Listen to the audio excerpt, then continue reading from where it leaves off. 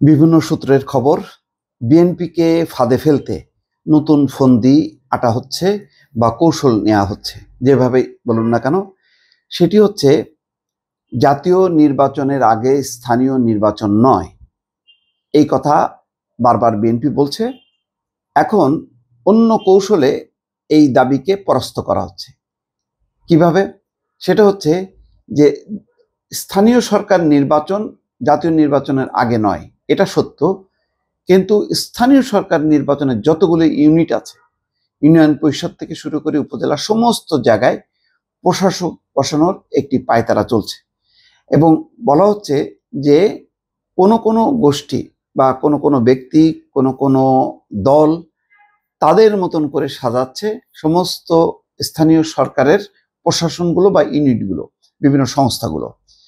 তাহলে কি হচ্ছে যে আগে যদি নির্বাচন হতো, সেই নির্বাচনে একটা জয় পরাজয় থাকতো। মনে করেন যে স্থানীয় সরকার নির্বাচন জাতীয় নির্বাচন আগেই হলো, সেটা আগস্ট বা সেপ্টেম্বরে, তখন বাধ্য হয়ে বিএনপি নির্বাচনে অংশ নিত, যতই বিরোধিতা করুক না কেন।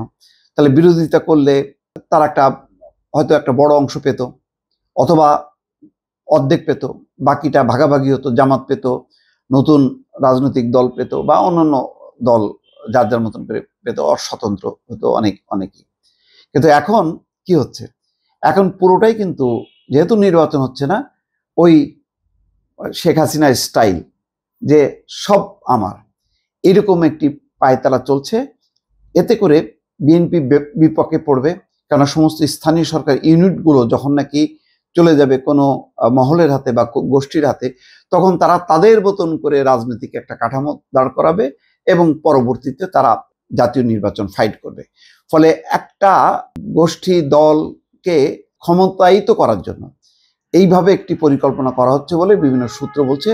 এবং তারা বলছে যে খুব শিগগিরই এই প্রক্রিয়াটা শুরু হচ্ছে। ইউনিয়ন পরিষদ থেকে শুরু করে বিভিন্ন যে স্থানীয় সরকারের কাঠামোগুলোতে প্রশাসক নিয়োগ করা হচ্ছে, এবং এর জন্য কোনো নির্বাচন বা কোনো যোগ্যতা যাচাই বাছাই করা, সবার মতামত নেওয়া, কোনো কিছুই লাগছে না, শুধুমাত্র প্রশাসনিক আদেশে এরকম একটি ব্যবস্থা করা হচ্ছে। এবং তখন বলা হবে, যেহেতু বিএনপি স্থানীয় সরকার নির্বাচন চায় না জাতীয় নির্বাচনের আগে, আর স্থানীয় সরকারের কাঠামোগুলো তো এটাকে সচল রাখা উচিত, এগুলি তো আর বসে থাকতে পারে না, জনগণের সেবা বিঘ্নিত হচ্ছে কোনো কেউ যদি দায়িত্বে না থাকে। আর যেহেতু জাতীয় নির্বাচনের দাবি প্রধান রাজনৈতিক দল হিসেবে বিএনপির, এবং আরো অনেকগুলো রাজনৈতিক দল চায় যে আগে জাতীয় নির্বাচন হোক, পরে স্থানীয় সরকার নির্বাচন হোক। তো সুতরাং ইন দ্য মিন টাইম, যতক্ষণ না পর্যন্ত যদি ডিসেম্বরে জাতীয় নির্বাচন হয় বা পরের বছর জুনে হয়, তো ততক্ষণ পর্যন্ত তো স্থানীয় সরকার ইউনিট বসে থাকতে পারে না। সুতরাং এখন প্রশাসক দিয়ে কাজ চালানো হবে, এবং প্রশাসক মিনিস্ট্রি, স্থানীয় সরকার মন্ত্রণালয়, যাকে খুশি তাকে দিতে পারে। এটার ব্যাপারে তো কোনো বাধা ধরা কোনো নিয়ম নেই। যেমন ঢাকা উত্তরের একজন প্রশাসক নিয়োগ করা হয়েছে, এটা নিয়েও বিতর্ক উঠছে, কিন্তু এই বিতর্কে কে পাত্তা দেয়? মানে মিনিস্ট্রি তার মতন করে কাজ করছে। তো এইরকম একটি পরিস্থিতি তৈরি করা হচ্ছে। এর উদ্দেশ্যটা হলো যে কেউ কেউ তার রাজনৈতিক অবস্থানকে পোক্ত করছে।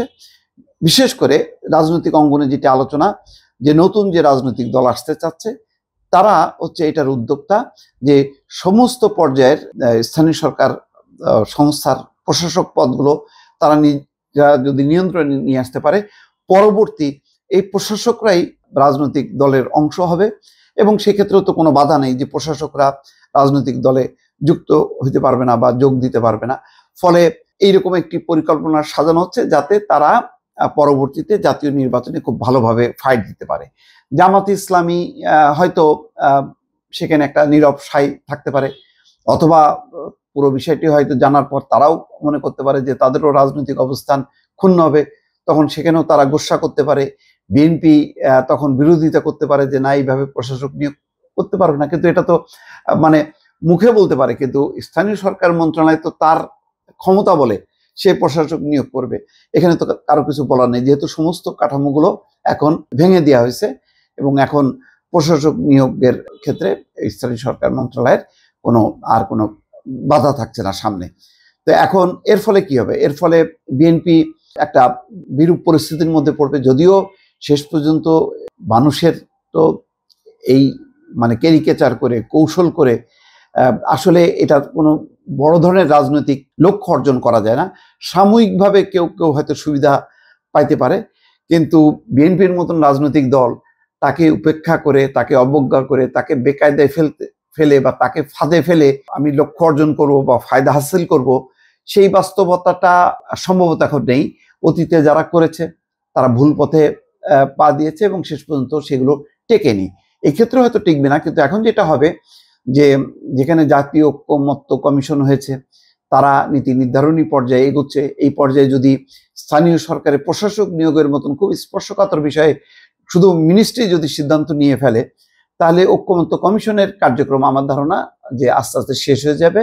তখন আর রাজনৈতিক দলগুলো মৌলিক বিষয়ে যে একসঙ্গে বসে তারা কোনো পলিসি ব্যাপারে বা সংস্কার বিষয়ে, যে 6টি সংস্কার কমিশন রিপোর্ট দিয়েছে, তার আলোকে যে ন্যূনতম তারা ঐকমত্য হবে এবং তার ভিত্তিতে নির্বাচন, পুরো প্রক্রিয়াটা এলোমেলো হয়ে যাবে এবং রাজনৈতিক দলগুলোর মধ্যে অনৈক্য এবং অবিশ্বাস বাড়তে থাকবে। ইতিমধ্যে দর্শক খেয়াল করবেন যে কুয়েটের একটি ঘটনা, এটা কিন্তু যথেষ্ট পরিমাণ বিএনপিকে আহত করেছে বা আঘাত দিয়েছে। যখন বিএনপি তিস্তা অভিমুখে লং মার্চ করেছে, তিস্তা অঞ্চলে তারা বড় বড় শোডাউন করেছে এবং তিস্তার পানির ন্যায্য হিস্সা দাবি করেছে এবং তারা বলেছে যে এটি আন্তর্জাতিক ফোরামে তোলা হবে এবং তিস্তা মহাপরিকল্পনা তারা বাস্তবায়ন করবে।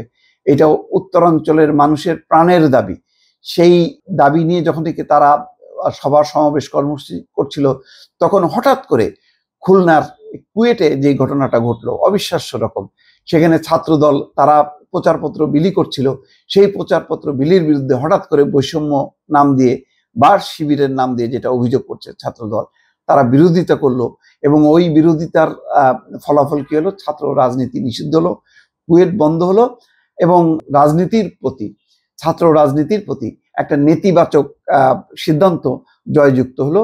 এমন একটা সময় যখন নতুন করে নতুন রাজনৈতিক দল হচ্ছে, নতুন রাজনৈতিক দলের সহযোগী হিসেবে নতুন ছাত্র সংগঠন যখন নাকি আবির্ভূত হচ্ছে, ঠিক এরকম সময় এরকম একটি সিদ্ধান্ত বিএনপিকে আহত করেছে। বিএনপির যে মূল বড় একটা চমৎকার একটা কর্মসূচি, সেই কর্মসূচি এই বিতর্কের কারণে বেশ কিছুটা ঢাকা পড়েছে বা বাধাগ্রস্ত হয়েছে।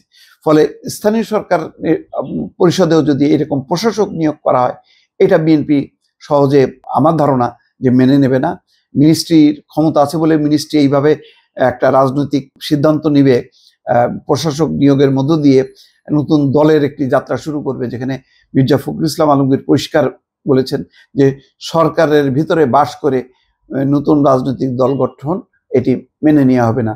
এরকম অবস্থানের পর যখন নাকি প্রশাসক নিয়োগের মতন একটি সিদ্ধান্ত যদি কোনো পক্ষ নেয় বা সত্যি সত্যি বাস্তবায়িত হয়, তাহলে এই ভুল বোঝাবুঝি আরো চরম পর্যায়ে ধারণ করবে এবং জাতীয় রাজনৈতিক ঐক্য এখানে বাধাগ্রস্ত হতে পারে। এটা মোটামুটি বলা যায়। দর্শক ভালো থাকবেন, আল্লাহ হাফেজ।